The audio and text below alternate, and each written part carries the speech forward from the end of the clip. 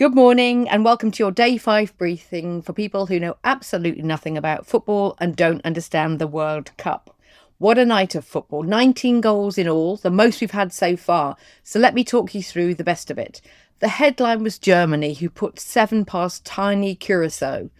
Now that might sound like a thrashing, and it was, but here's the lovely part. Curaçao, the smallest country ever to reach a World Cup.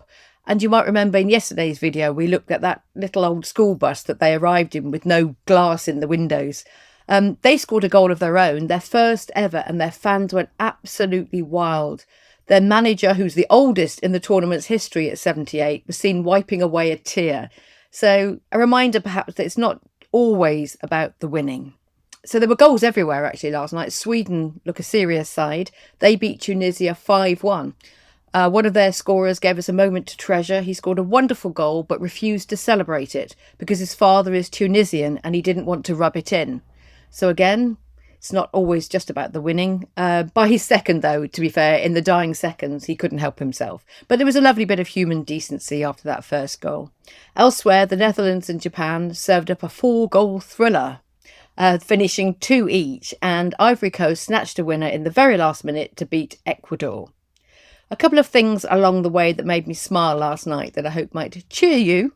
Japan's supporters, they're very famous for tidying up the stadium after matches, and they turned up holding their blue bin bags high in the air before kick-off, ready for the clean-up afterwards. And the Dutch fans shipped an orange double-decker bus all the way to Texas for the occasion. So all marvellous stuff. Right, so what's on today? The European champions and one of the World Cup favourites, Spain, finally get going against the little island nation of Cape Verde, who are at their very first World Cup, having seen off far bigger names to get here.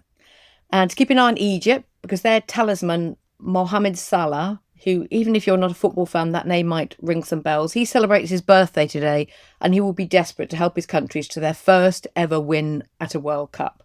So there are 4 games in all, plenty to enjoy.